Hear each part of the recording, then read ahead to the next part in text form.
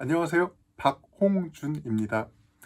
저는 오늘 반엔트로피 엔진으로서의 문화, 칼 프리스턴의 자유에너지 원리 적용이라는 제목으로 발표를 진행하도록 하겠습니다. 강연에 함께 해주신 여러분께 감사의 인사를 올립니다. 먼저 가벼운 질문부터 하나 던져볼게요. 아침에 일어나서 커피 머신이 고장이 나 있다고 상상해 보겠습니다. 저처럼 아침에 일어나서 커피를 한 잔 해야 이제 잠이 깨고 내가 제대로 돌아간다는 느낌을 받는 사람들은 하루가 시작부터 꼬인다는 느낌을 받을지도 모르겠어요. 이게 작고 사소한 문제 같지만은 생각보다 많은 사람들이 이런 상황에서 의외로 큰 스트레스를 받을 수도 있다고 생각합니다. 왜 이렇게 사소한 놀람이 우리를 동요시킬까요? 사실 이 현상을 그저 단순히 사소하다라고 치부해버리기에는 우리 인류가 가진 예측 능력 그리고 안정감 추구 성향을 보여주는 한 사례가 아닐 수 없다고 생각합니다. 이 질문에 대한 답변으로 오늘 소개해드릴 개념이 칼 프리스턴의 자유에너지 원리, Free Energy Principle. 이 개념은 원래 신경과학과 생물학 분야에서 주로 논의되는 이론이지만 우리의 문화적, 사회적 삶에도 밀접하게 적용될 수가 있어요. 그럼 우리 일상과 문화가 어떤 방식으로 놀람, 서프라이즈를 줄이고 질서를 부여할 수 있는지에 대해서 간단히 이해해보는 시간을 갖도록 하겠습니다. 자, 두 번째 슬라이드로 넘어가 볼게요. 두 번째 슬라이드의 제목은 엔트로피, 엔트로피의 컨텍스트에 대해서 간단한 배경에 대해서 말씀드리도록 하겠습니다. 우선 엔트로피란 무엇인가? 프리스턴의 자유에너지 원리를 이해하려면 먼저 엔트로피라는 개념을 간단히 짚고 넘어가야 합니다. 19세기에 루돌프 클라우지우스는 열이 고온에서 저온으로 이동하는 되돌릴 수 없는 과정, 비가역적 과정을 설명하고자 엔트로피라는 용어를 도입했습니다. 1865년에 도입을 했죠. 엔트로피는 시스템 내 무질서가 자연스럽게 증가하는 경향을 나타냅니다. 예를 들어서 제가 지금 살고 있는 이 방을 제가 오랫동안 청소를 안 하면 먼지가 쌓이고 물건들이 이리저리 자연스럽게 흩어지게 마련입니다. 마찬가지로 저는 이제 평상시에 취미로 웨이트리프팅을 운동을 많이 하는데요. 만약에 제가 이제 중량 운동을 안 하고 오랫동안 가만히 있으면은 그나마 없는 근육도 다 빠지겠죠. 세포가 근육의 형태를 유지하고 있다가 그 모양이 점점 퍼지는 겁니다. 질서에서 무질서로 가는 전 우주의 모든 것들, 모든 존재와 모든 것들이 질서에서 무질서로 가는 흐름이 있다. 그런 경향성이 있다라는 것이 바로 엔트로피라는 개념이 설명하는 핵심 내용입니다. 학문적인 얘기를 한번 드려볼게요. 연력학적 관점에서의 엔트로피는 쓸모있는 에너지가 점차 사라져가는 정도죠. 예를 들어서 난방기를 켜면은 처음에는 따뜻하지만 좀 따뜻하다고 다시 난방기를 끄면은 방이 다시 차가워지고 열이 어디론가 사라져 버립니다. 대체 그 열은 어디로 간 걸까요? 왜 열은 머무르지 않고 어디론가로 사라지는 걸까요? 에너지가 점점 사라져가고 무질서가 증가하는 정도로 해석하는 것이 연력학에서 쓰는 엔트로피라는 개념입니다. 실내 학회장 같은 곳에 가보면은 이건 고립된 하나의 시스템이라고 할 수 있는데 이 엔트로피가 감소하기보다는 보통 증가하는 방향으로 흘러가게 되는데요. 만약에 제가 이 방을 아까 예로 들었지만 이 방을 깔끔하게 유지하고 싶다면 계속해서 저의 어떤 생체 에너지를 투입해가지고 이 방을 깨끗하게 청소해서 무질서가 증가하는 경향을 억제하도록 해야 됩니다. 마찬가지로 제가 보기가 그렇게 좋지는 않지만 제 체중을 현재 유지하고 싶다면은 주 3회 헬스장에 가서 열심히 역기를 들어야죠. 그래야지 적정 체중을 유지하는 데 큰 도움이 됩니다. 안 그러면 무질서가 증가하면서 제가 체중이 오르거나 내리겠지요. 다음 확률 정보 이론상의 엔트로피에 대해서 설명을 드리도록 하겠습니다. 연력학 이후에서 볼츠만이라는 사람이 1896년에 엔트로피를 확률이라는 개념으로 연결을 했고 20세기에 들어서 클라우드 셰넌이 인포메이션 티어리, 정보 이론에서 엔트로피를 불확실성으로 재정의한 바 있습니다. 셰넌은 1948년이죠. 볼츠만이 1896년이니까 한 반세기 정도 지나서 이런 인포메이션 티어리에서 무질서를 불확실성으로 재정의를 했네요. 셰넌의 경우를 예를 들어보면은 이 정보에 대해서 얘기를 하고 있기 때문에 단순한 물리적인 현상을 넘어서 모든 종류의 정보 처리, 예를 들어서 통신, 우리 뇌를 분석하는 뇌 속의 전기 신호 소통을 분석하는 뇌과학과 이 사회, 그래서 이런 배경이 지금 우리가 말할 자유에너지 원리, 프리 에너지 프린시플과도 밀접하게 연결됩니다. 그럼 다음 슬라이드로 넘어가 보겠습니다. 프리스턴의 자유에너지 원리. 우선 자유에너지 원리란 엔트로피, 일상적 예측 불이치와 관련이 되는데요. 칼 프리스턴의 경우 방금 말씀드린 뇌과학과 생물학 분야에서 유기체가 생존하기 위해서 놀람, 서프라이즈를 예측을 하고 그거를 최소화해야 된다라고 주장을 합니다. 이 주장을 한 것은 2010년입니다.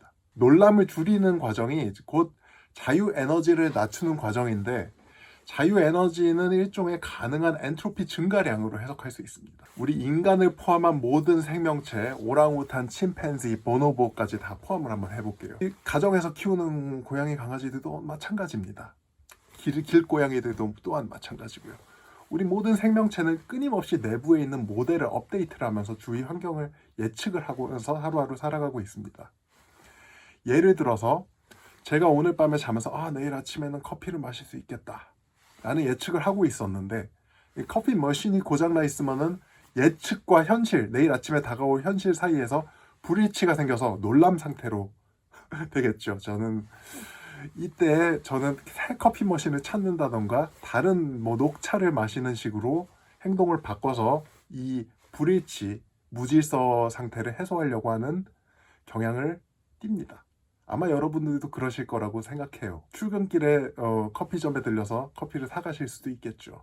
이 현상을 조금 더 생물학적으로 보자면 우리 체온이나 혈압, 혈당 같은 어떤 항상성, 호미오스테시스라고 하죠. 유지하기 위해서 몸은 지속적으로 외부 환경을 모니터링하고 반응을 하는데요. 우리 외부 환경이 지금 제가 촬영 시점이 2025년 1월 말 구정 연휴 기간입니다만은 밖이 갑자기 추워졌어요.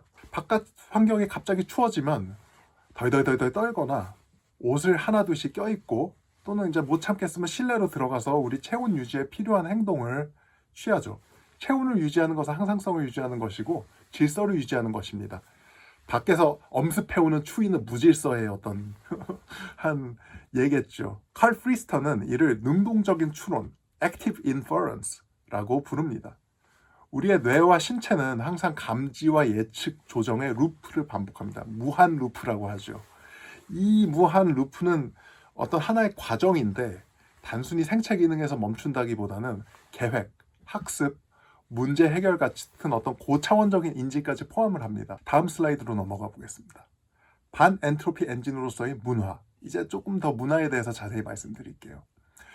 개인에서 집단으로 자유에너지 원리가 이렇게 확장을 하게 되는데요.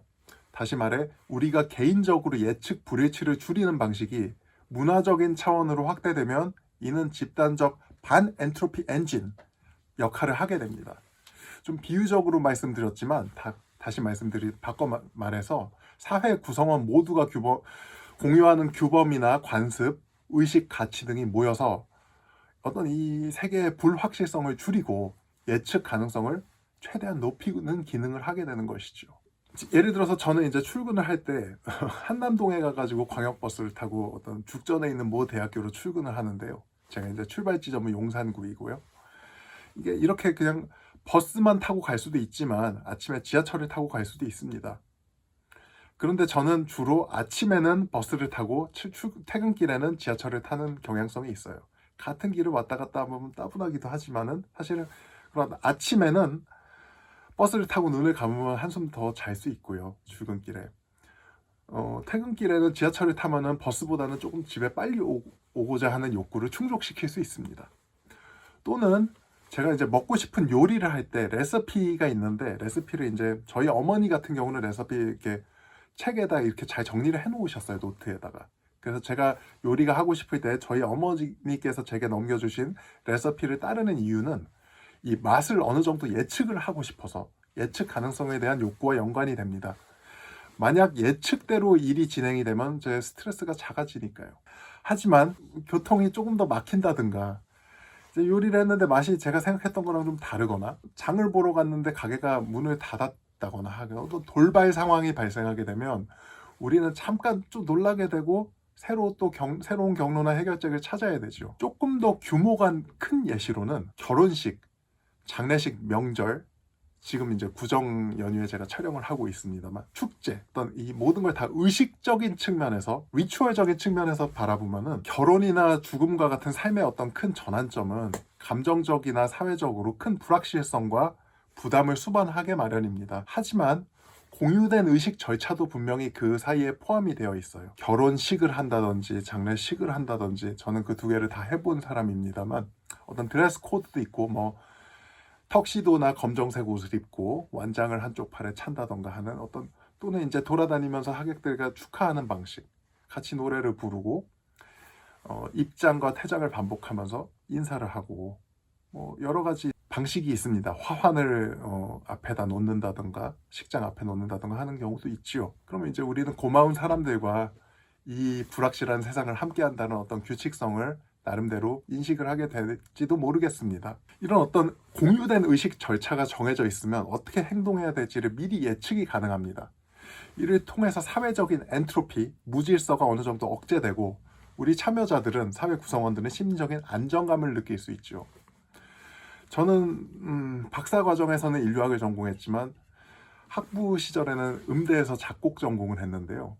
그래서 음악 공연도 아직도 많이 보러 다닙니다. 근데 이 음악 공연이라는 문화도 어떤 흥미로운 사례입니다. 고전 음악 콘서트에 가면은 청중들이 조용히 앉아있다가 어떤 소나타가 새 악장이 있다고 치면 소나타 전체가 다 끝날 때까지 기다렸다가 박수를 칩니다. 어떤 이태원에 있는 댄스 파티에 가면은 어떤 음악이 엄청 시끄럽고 집단적으로 그냥 무질서하는 것 같지만 사실은 사람들이 어떤 하는 규칙적인 비트에 싱크로율을 맞춰가면서 파티를 즐기지요. 그리고 이제 소리가 너무 시끄러워서 안 들릴 때는 다들 이렇게 귀에다 손을 대고 귓속말을 하는 패턴을 보여주기도 합니다. 또는 우리 홍대에 가면은 외국에서 헤비메탈 뮤지션들을 초청해서 한국에서 공연하는 대한민국 대표 에이전시 버민 마제스틱가 주최하는 공연을 한 달에 한 번 정도 보실 수 있는데요. 이 헤비메탈 공연장에서 이제 모시핏이라는 문화가 있습니다. 가운데 사람들이 모여가지고 빙글빙글 돌면서 어떤 그 광란의 어떤 춤도 아니고 서로 이렇게 태권도를 하는 듯한 무브먼트가 있는데요. 그걸 모시핏이라고 합니다. 근데 얼핏 보면 혼돈처럼 보이지만 사실 누가 넘어지거나 하면은 미친 듯이 열광하던 발광하던 사람들이 바닥에 넘어진 사람을 다 같이 미리 짜놓기라도 한 듯 다 도와줍니다. 일어나게. 그래서 어떤 그 안전을 위한 어떤 비공식적인 규칙이 있습니다.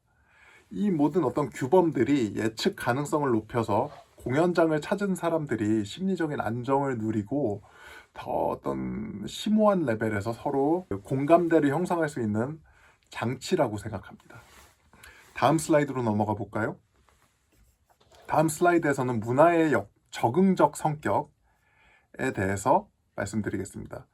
이 문화라는 것이 한번 고정되면은 계속 고정되어 있는 것이 아닙니다. 한번 정해진다고 해서 그게 계속 그대로 유지되는 것이 아니라 어떤 개인의 내부 모델이 항상 변하듯이 계속해서 진화하고 조정이 됩니다. 왜냐하면 사회가 마주하는 외부 환경이랑 내부 요구사항이 늘 달라지고 있기 때문인데요. 경제 공황이나 자연재해, 팬데믹과 같은 대규모 위기 상황을 생각해 볼까요? 우리 기존에 통용됐던 노멀, 이 뉴 노멀이 되고 기존 제도가 어떤 위기를 해결하는 데 적합하지 않을 경우에는 재조정 과정을 우리 사회가 빠르게 겪게 됩니다. 기근 상태가 심해지면은 전통적 농업 방식을 버리고 새로운 작물이나 새로운 농업 기법을 받아들이고 자원 분배 규칙도 어떻게 좀 다른 규칙으로 정하는 패턴이 있지요. 허리케인 카트리나의 예를 들어보면 대규모의 재난을 겪은 지역은 건축법을 바꾸기도 하고요. 일본의 경우에는 어떤 내진 설계가 잘 돼 있기도 합니다. 심지어는 일본에서는 그 대지진 이후에 제가 얼마 전에 동경대에 출장을 갔다 왔는데, 동경대와 와세다대에 갔다 왔는데 대지진 이전과 이후가 일본 교육 시스템에 획기적인 변화가 있었다고 합니다. 어떤 재난 상황에 대해서 어떻게 대처할 수 있는 인재를 기르고자 어떤 교양 교육의 어떤 패러다임이 바뀌었다고 해요. 이처럼 새로운 현실과 기존 제도의 어떤 간극이 있다면 이 사회가 그 간극을 인지하고 이를 줄이기 위해서 제도나 관습을 바꾸는 과정을 집단적 능동적 추론, Collective Active Inference라고 부를 수 있습니다. 다음 슬라이드로 넘어가 보겠습니다. 벌써 시간이 이제 결론 및 시사점을 내려야 되는 시간입니다.